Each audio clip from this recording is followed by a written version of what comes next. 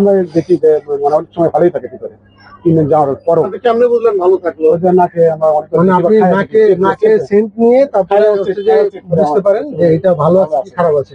তাহলে কোম্পানি যে ডেট দিয়ে দিচ্ছে এটার কোনো মূল্য নেই। মূল্য আছে স্যার, মূল্য আছে। এটার তো মূল্য থাকলে আপনি তো এটা তো সেন্ট দিয়ে তো কখনো পণ্য যাচাই করতে পারবেন না।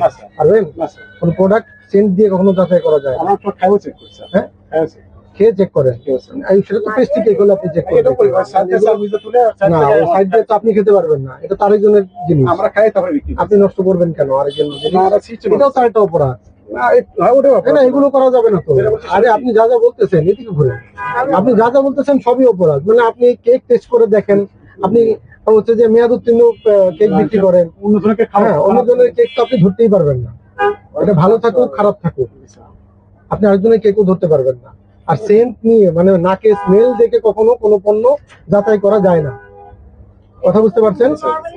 এটা ভবিষ্যতের জন্য আপনাকে আরো সতর্ক হতে হবে। 7 ফেব্রুয়ারি না, সুন্দর করে আস্তে আস্তে স্লো করে রাখেন। আপনি টেবিলের উপর রাখেন, আপনি টেবিলের উপর রাখেন, কথা কম বলেন। আপনি মালিক? আপনি কর্মচারী? আপনার মালিক ডেট দিয়ে দেয় নাই? তাহলে আপনি কেন বলেন যে রসদ না? এটা রসদ। তাহলে এই যে আমরা যেগুলো বের করলাম এগুলো তো মেয়াদ উত্তীর্ণ নাকি? তাহলে এই যে মেয়াদ উত্তীর্ণ এগুলো আপনি ডিসপ্লে করে রেখে দিয়েছেন, এটা কি ঠিক কাজ হলো? হ্যাঁ, এটা কি অপরাধ হলো না?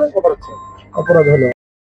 ঠিক আছে, আজকে আমরা এই যে আপনার যে অপরাধ পেয়েছি যে এই মেয়াদ উত্তীর্ণ পণ্য, এটার জন্য আমি আপনাকে আরো ডিসকাউন্ট করে দিলাম 5,000 টাকা।